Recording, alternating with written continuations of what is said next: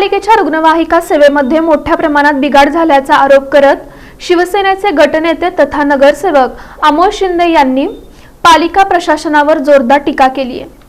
शिवसेना शिंदे गटाचे महापालिकेचे गटनेते तथा नगरसेवक अमोल शिंदे यांनी बुधवारी रुग्णवाहिका सेवेला भेट दिली असता धक्कादायक स्थिती समोर आली। महापालिकेकडे एकूण सुमारे 17 रुग्णवाहिका असताना त्यापैकी 7 ते 8 रुग्णवाहिका पूर्णपणे बंद असल्याचं आढळून आलं। त्यामुळे आपत्कालीन परिस्थितीत नागरिकांना मोठा त्रास सहन करावा लागत असल्याचं त्यांनी सांगितलं।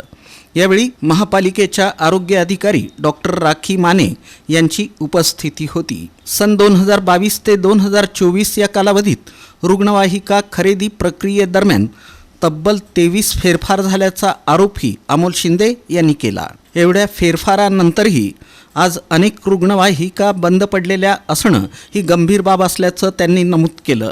रुग्णांना वेळेवर सेवा मिळत नसेल तर आम्हाला आंदोलन केल्याशिवाय पर्याय राहणार नाही, नागरिकांच्या आरोग्याशी खेळ होऊ देणार नाही असा इशारा अमोल शिंदे यांनी दिला।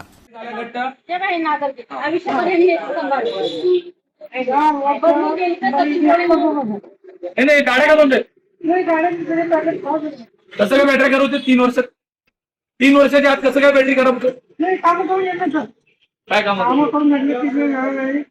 3 वर्षाच्या आत बॅटरी कशी जाते? ती 22 ला घेतलेली गाडी आहे, 26 चालू आहे, बंद कसं पडते गाडी? हीच प्रायव्हेट मधली गाडी, यांची बघा, यांच्या अँब्युलन्स बघा कसले आहेत, काय परिस्थिती? कधीच्या अँब्युलन्स आहेत मॅडम? त्या तर अँब्युलन्सला ना 15 वर्ष झालेल्या डब्बा गाड्या आहेत सगळ्या। हा, आणि त्या गाड्या चालते ना, आपल्याकडे चालत नाही तर?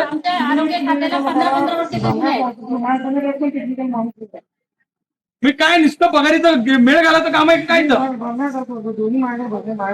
किती बरं नाही मॅडम, काय नाही। मला एक म्हणायचं, ह्याच्यावर जर नाही विषय इथं हातात घेतला मॅडम तर नाही सुट्टी करणार आम्ही। उद्यापासून जर रिझल्ट नाही दिसला तर आंदोलन करणार तुम्हाला असं। सगळ्या गाड्या चालू पाहिजेत। आयुक्त साहेबांना मी आता बोललोय, आयुक्त साहेबांनी जर नाही कारवाई केली मी महापालिकेसमोर इथं बसून हे आंदोलन। मला हे सगळ्या गाड्या मॅडम हेच किती दिवसात चालू करणार? 8 दिवसाच्या आत। तुम्ही आज त्या सगळ्या गाड्या गॅरेजला घेऊन जा। नसेल तुम्हाला, जर तुम्हाला होत नसेल ना, तिची व्हॅल्युएशन काढून ती विकून टाका। तुम्हाला जमणार नसेल तर भंगार करून ना तिचं वाटपुळं करण्यात काय अर्थ सांग? करोडो रुपये घातले त्याला आपण गाड्या घेण्याकरता। ड्रायव्हरना वेतन देण्यासाठी निधी नसल्याचं कारण दिलं जात असल्यास तेही चुकीचं असल्याचं त्यांनी सांगितलं। जर रुग्णवाहिकांसाठी पैसे नाहीत तर अधिकाऱ्यांच्या आणि पदाधिकाऱ्यांच्या गाड्या बंद कराव्यात। काही पदाधिकाऱ्यांच्या गाड्यांवर 2-2 चालक आहेत पण रुग्णवाहिकांना चालक नाहीत। ही सोलापूरकरांसाठी अत्यंत दुर्दैवी बाब आहे असं अमोल शिंदे म्हणाले। महापालिका आयुक्तांनी या प्रकरणाची तात्काळ दखल घेऊन बंद पडलेल्या रुग्णवाहिका दुरुस्त करून सेवा सुरळीत करावी अशी मागणीही अमोल शिंदे यांनी केली। सोलापूर महानगरपालिकेच्या ज्या काही रुग्णवाहिका आहेत, तुम्ही बघितलं असेल की आत्ताच आपण व्हिजिट दिल्यानंतर एक गोष्ट लक्षात आली आहे की जागेवर 17 गाड्या असताना त्यातल्या 7 ते 8 गाड्या 100% बंद आहेत।